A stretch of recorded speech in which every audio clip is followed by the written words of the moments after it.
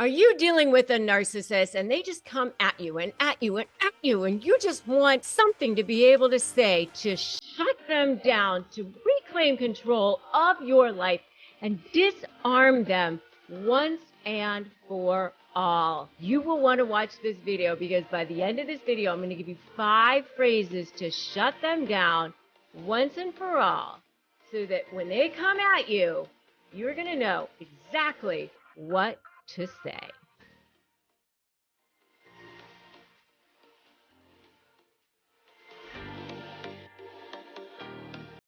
Hey there, I'm Rebecca Zung, and I'm an attorney, a lawyer.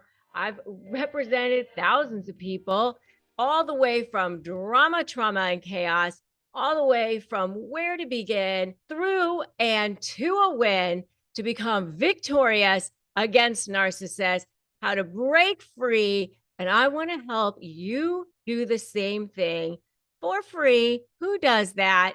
So make sure that you subscribe to this channel, hit that notification bell, because I upload brand new videos every single day, because it is time for you to be able to take back your power against narcissists. Yes, it is time.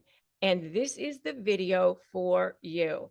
You're going to make sure that you take notes, hit stop when you need to, hit pause. That's what the pause button is for, because by the end of this video, you're going to have 5, yes, count them, 5 key phrases to shut down narcissists, reclaim your power, reclaim your control, disarm that narcissist, okay? Because they constantly are coming at you, right? You feel like you're on the defensive all the time. That's what they want you to feel like. They want you to feel like you are a turtle on your back, like you just have no power. And here's the funny thing about this. When they first came around, they made you feel amazing, like you were the most incredible human being they ever met, and they swept you off your feet, and it was going to be amazing, and you were going to have this incredible future together, and oh yeah, it was all going to be fantastic. Even if it was a business partnership, I know, because I had a business partnership with a narcissist, and it was all joy and fun and butterflies and unicorns with the business partner too. Unfortunately, they really are kind of, one-trick ponies. They just sort of are. But anyway, I digress. Let's get into it, shall we? I'm going to count from 5 to 1, because I want to give you the best one last. Oh, yes, I'm saving the best one for last. So, number 5, we're going to start with number 5. Number 5 is, I'm sorry. I'm sorry. You start with, I'm sorry. I'm sorry that you don't understand. I'm sorry that we can't agree. I'm sorry. I'm sorry. You just say, I'm sorry, because it's a disarming phrase. Now be careful, because remember that anything you put your hand to is a trial exhibit, and you don't want to be apologizing for things and then make it look like you're actually saying something, that you did something wrong. What you're doing is you're disarming. You're disarming. Remember, you're shutting down this narcissist. You're disarming the narcissist. You're reclaiming your control. Sometimes you can just say, I'm sorry that we don't seem to be on the same page. It seems that there's a misunderstanding here. I'm sorry that it seems that you're upset, and perhaps we need to continue this conversation another day. You can even say, I'm sorry, it seems that I maybe didn't explain this to you properly, and we can't continue this now. Whatever it is that you need to say, it's a disarming phrase. It's something that they're not going to say unless it's a manipulation, because everything they do is a manipulation.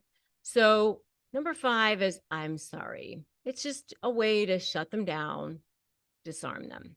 Number 5, I'm sorry. Number 4 is, we can resume this conversation when you're ready to respect me, because Do not sit and have a conversation with anybody when they're being disrespectful to you. If they're screaming at you, if they're yelling at you, if they're being derogatory toward you, if they are saying things that are, not productive, you don't have to sit there and have a conversation.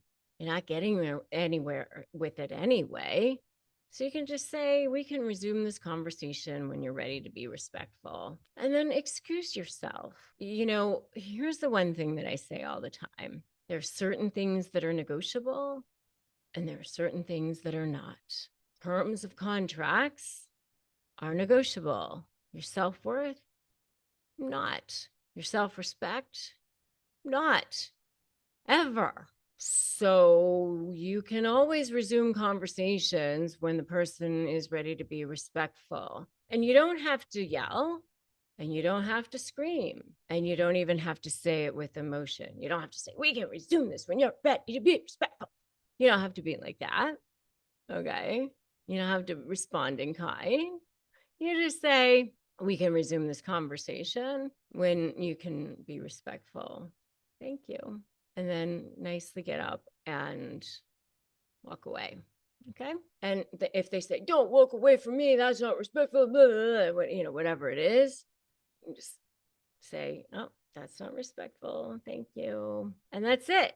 If you agree, put respect me in the comments right now. I want you to put that in the comments right now. Respect me, because I want you to remember that that's one of the most important things in any relationship, is to demand respect of yourself. And that's an okay thing. That's not only an okay thing, this should be a non-starter.